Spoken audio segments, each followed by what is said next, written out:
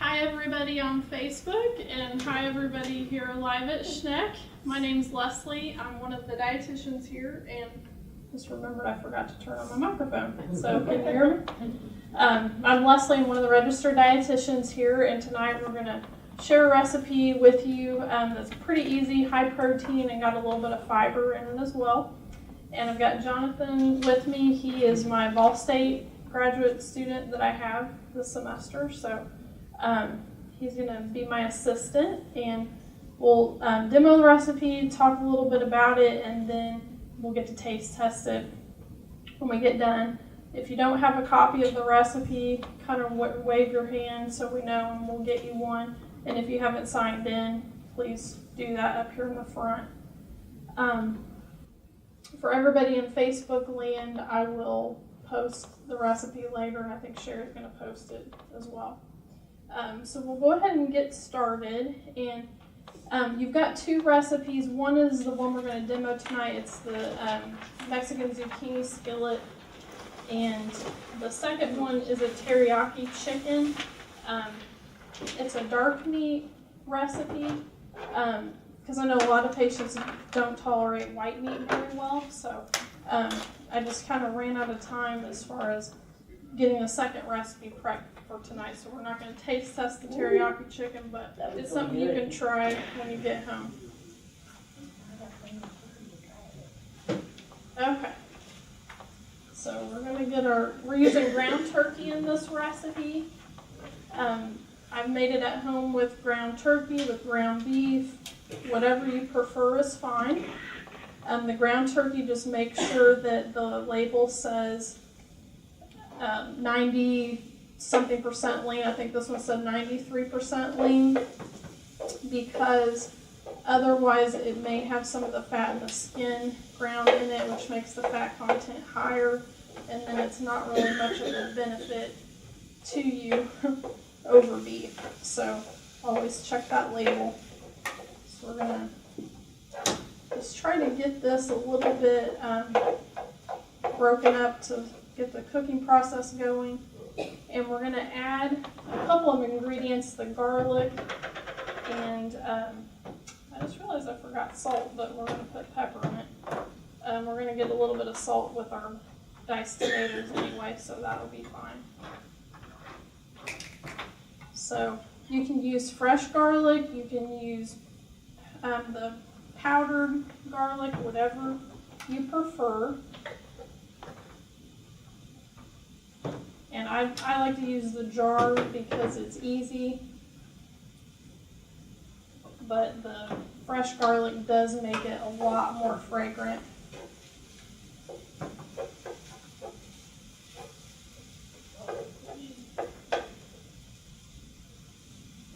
So any questions so far, you can interrupt me and we can talk in between, because it will take 10 minutes or so for this to cook. Has anyone ever made zucchini in a stir fry in the past, or in this sort of recipe? No? In soups? Yeah. Okay. Zucchini, it can be eaten just raw by itself, or you can cook it. It doesn't take very long to cook, especially when you kind of quarter it, which is what I like about it. Grilled? Grilled, Yeah. Yes. Right now there's like Grilled a big zucchinis trend are of zucchini noodles going on. Yes. Everybody's trying their zoodles at home. And we were talking about that Those earlier. get dry. What was it? Before you cook them, you have to dry them. Yep, usually you just want Yes. to make sure they're dry, that way they don't get slimy when you go to cook them for noodles. Yeah, we were talking earlier about that you can buy a spiralizer to spiralize them, but you just keep spinning the thing and they just keep getting longer and longer till you got the zucchini noodles like this long. So sometimes you got to kind of cut them periodically. And yeah, you usually have to take a towel and kind of wring them out because they have so much water content in them that if you don't, you're going to have a really soupy spaghetti with the zucchini noodles. You can buy from Green Giant spiralized noodles that are already ready to go, and they do have some water that comes off of them, but I don't feel like it's quite as much as if you spiralize them yourself. But they've got zucchini, carrots, beets, and Some sweet potato. I think it's sweet sometimes, potato too. or something. Mhm. That's orange. And those are nice and convenient because they're in a microwave steamable bag. You just stick them in the microwave, and they're done in a few minutes. So that's a nice low carb option.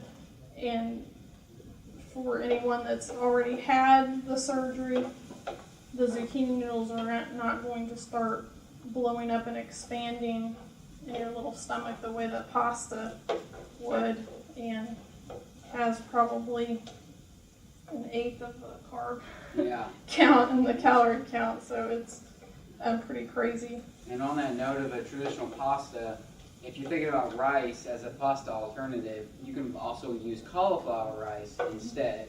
And like Lesley said, it's not going to do the expansion in your stomach. It's going to stay in its original form and shape. And you can buy cauliflower rice at the store as well, or make them yourself.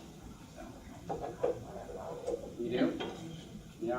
And we did the cauliflower rice last year, early on. I don't know if any of you were at that session. We made a stir fry and used the cauliflower rice, and it worked pretty well.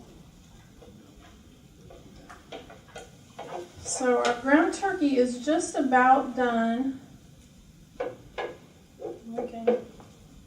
What I've done is just dice the zucchini. I like to cut them fairly small so that they cook quickly. And then we've got our tomatoes already ready to go.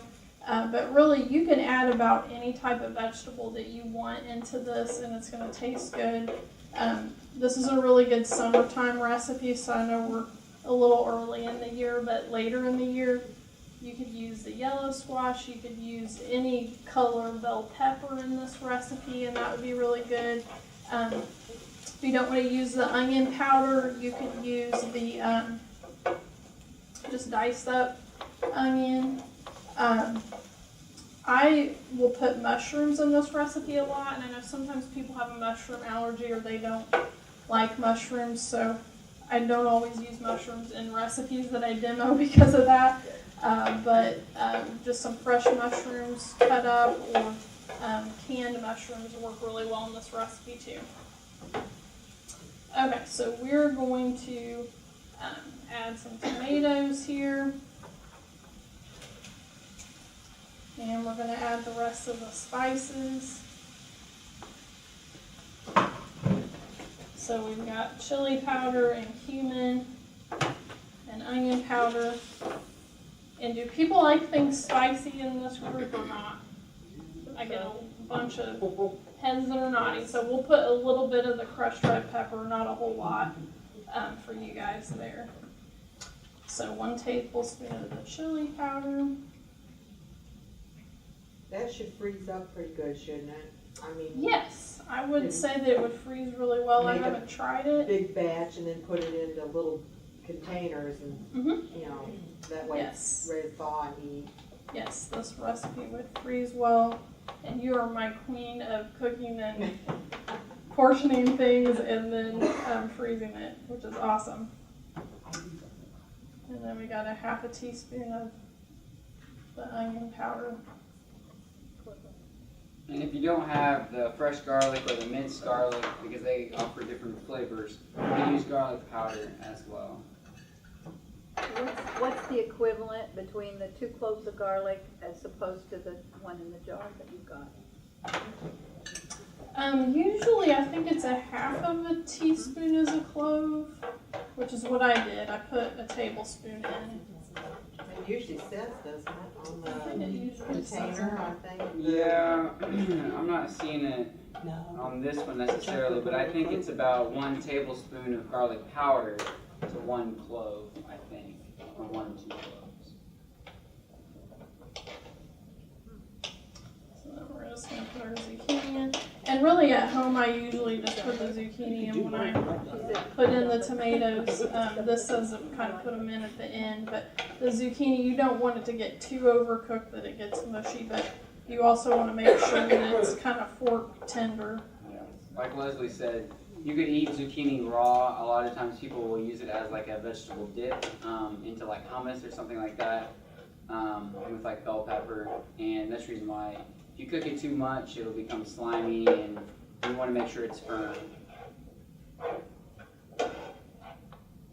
So make sure we get all of those spices completely mixed into everything. Some people like to grill the zucchini. I think I heard it earlier, and you could always use just the spices and grill it yourself. You could throw in some onions, some garlic powder, some. You could even make kebabs, for instance, on the grill with zucchini. Zucchini grilled and then putting some Parmesan cheese on it that melts on it is really, really good. And then you get a little splash of balsamic vinegar, and then that's a whole nother level. So we're going to cover this and let it cook just a little bit to get the zucchini done the rest of the way. Easy garden vegetable to grow too. Yes. Very prolific. I found that out the Zucchini's first very time I planted it. Planted like 8 plants, thinking, and my gosh, we had zucchini everywhere. It's a good thing we were raising kids at the time because they got the bulk of it. Yeah. Yes. If you plant too many, you can just find some friends to give. Yeah, give we them away. everybody planted their own, and everybody started to get rid of their zucchini. I mean, you go out one day and you got a zucchini like this, and a couple days later you got a zucchini like this. And when they got like that, of course they're too seedy When they and get everything. bigger, yeah, Go they bust get them little open and too. give them to the pigs, and they make short order of them. And zucchini is such a great item in the kitchen because it's so versatile. Like we said, you can make noodles out of it. You can do it like this. You can grill it. You I can make think a lasagna with it. It's sort of like tofu, it blends into anything, you know, and That's true. it doesn't have a strong flavor that stands out. It's really adaptable. And in a recipe like this with those added spices and tomatoes, it's really just going to grab a hold of those good flavors, and it might be even better the second day, like a standard chili recipe. Yeah, this reheats really well. And yeah, there was just a comment from the crowd that the zucchini is really versatile, and it's kind of like tofu. It takes on the flavor of whatever it's cooked with, so you can use it for about anything.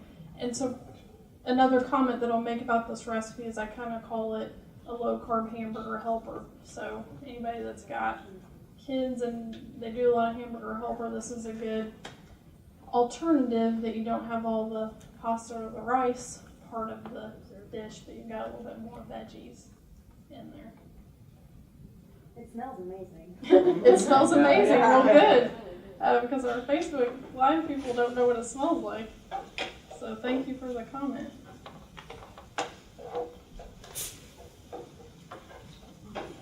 I'll kind of check.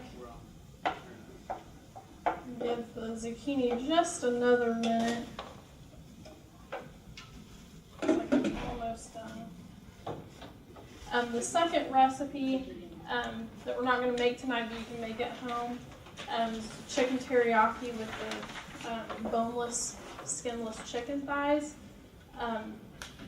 Basically, you make like a basting marinade with some low-sodium soy sauce, cornstarch, cider vinegar, garlic and ginger and pepper, and just kind of brush it on the chicken, let it bake, and about every 10 minutes just brush a little bit more of the sauce on it so it keeps it really moist. And I converted the recipe to use Truvia or Stevia or Splenda rather than actual sugar and still get a little bit of that sweet teriyaki taste. You can still use your chicken breast though, right?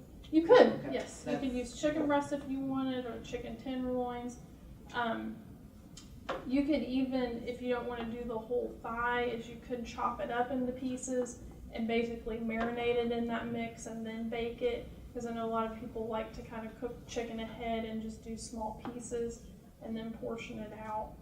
So if you'd rather do that rather than have a full thigh, then that's okay too.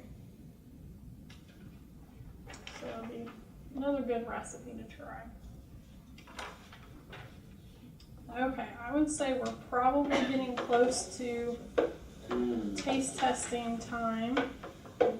The other good thing about using the turkey is there was 0 fat that we had to drain without having to sink in here, so that's another benefit of the ground turkey over the ground beef.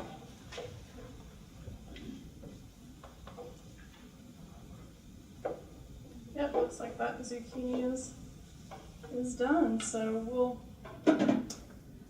thank you all for Facebook for joining us. I'll go ahead and let you get back to your evening, and then everybody that's here live, we'll go ahead and have you go through and we'll taste test it. So thanks for joining me.